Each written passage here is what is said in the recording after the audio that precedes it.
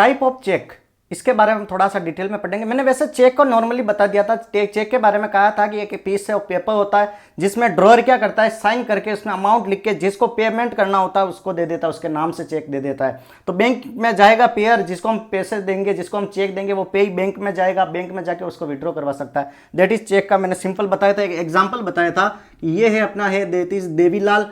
कौन ये है अपना देवीलाल, और किसको चेक दे रहे हैं, this one is an Mangilal. ये क्या है, एक एग्जांपल से इस चीज को अच्छे से क्लियर करेंगे। मांगीलाल और ये है हमारा बैंक, देवीलाल ने चेक दिया मांगीलाल, मांगीलाल बैंक में ले गया और बैंक से यहाँ से क्या कर सकता है, अमाउंट विड्रॉ कर सकता है। तो 4 से 5 चेक के टाइप है विड्रॉ करने के, यहाँ से आपको ये चीज क्लियर हो जाएगी। ठीक है, चेक का भी मैंने एक फॉर्मेट बता दिया नॉर्मली, अगर किसी को भरना नहीं आता है तो ये देख लेना, यहाँ से आपको आइडिया हो जाएगा। ओके, तो फर्स्ट टाइप है that is bearer cheque. First type कौन सा है, दैट इज बियरर चेक। और बियरर चेक क्या करता है, anyone can withdraw. First thing याद रखनी कि एनीवन कैन विड्रॉ।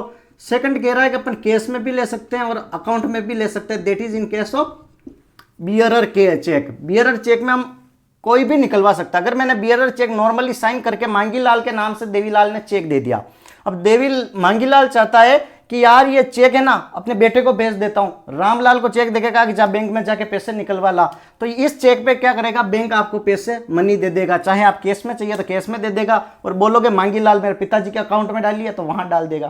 क्लियर है, that is bearer cheque.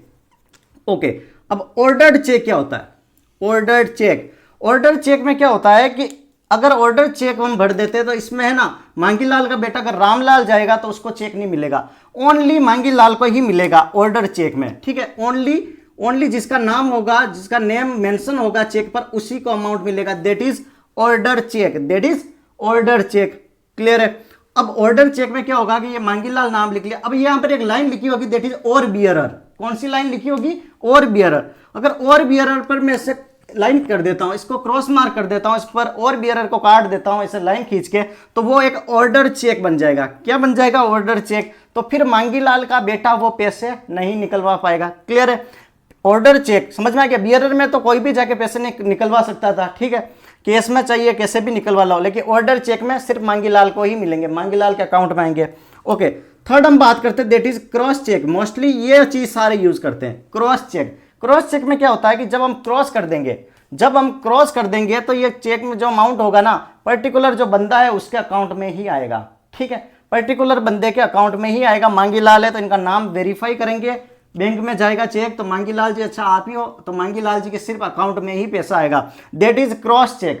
Clear है, दैट इज क्रॉस चेक। इसमें सिर्फ मांगीलाल जी के अकाउंट में आएगा, कोई केस में भी इसमें कोई भी अमाउंट नहीं मिलेगा, that is in cross cheque. Cross cheque mostly हम यूज करते हैं तो जिसका नाम होगा उसी को मिलेगा, प्लस ओनली अकाउंट में ही आएगा, सिर्फ अकाउंट में ही अमाउंट आएगा, दैट इज क्रॉस चेक। और क्रॉस चेक में करना क्या है, ये चीज हमें नॉलेज में रखनी है। क्रॉस चेक की बात करें तो हमें क्या करना है, चेक के ऊपर लेफ्ट साइड में कॉर्नर पे ऐसे 2 क्रॉस कर दो, तो ये जैसे ही किया तो मतलब समझ लो ये क्रॉस चेक में आ गया। तो हमें चीजें पता रखनी है कि क्रॉस चेक कैसे बनाएंगे, कोई ऑर्डर चेक बनाना है तो और बियरर पर लाइन खींच दो। क्लियर है। ओके, अब हम आते हैं that is about the stale cheque. कौन सा चेक, 4th नंबर का, दैट इज स्टेल चेक।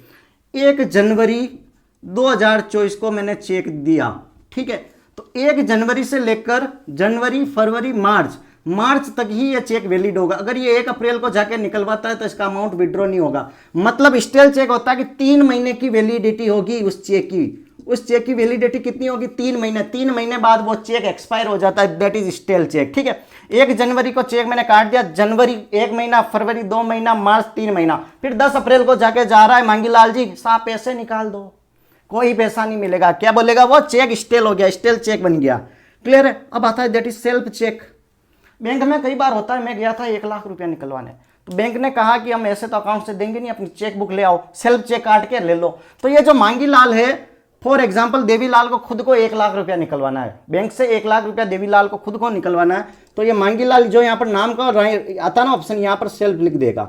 यहाँ पर क्या लिख देगा, सेल्फ, और सेल्फ लिखने पर ये खुद पैसे निकलवा सकता है 1 लाख रुपया। क्लियर है, that is on the self, खुद के नाम पर। फिर आता है 6 ब्लैंक चेक। कभी भी गलती मत कर देना, ब्लैंक चेक कभी भी किसी को दे मत देना, क्योंकि ब्लैंक चेक है ना, ब्लैंक चेक पे बहुत सारे लोग रहते हैं। ब्लैंक चेक पर डायरेक्ट साइन कर दिया, किसी को भी चेक कर दिया। ब्लैंक चेक में क्या, ना तो अमाउंट भरा, ना नाम लिखा, ना कुछ किया, ठीक है, डायरेक्ट साइन करके देवीलाल ने मांगीलाल को दे दिया, दे दिया। अब ब्लैंक चेक का और कोई गलत यूज कर सकता है, देना था 20,000, कोई 20 लाख रुपए निकलवा रहा है।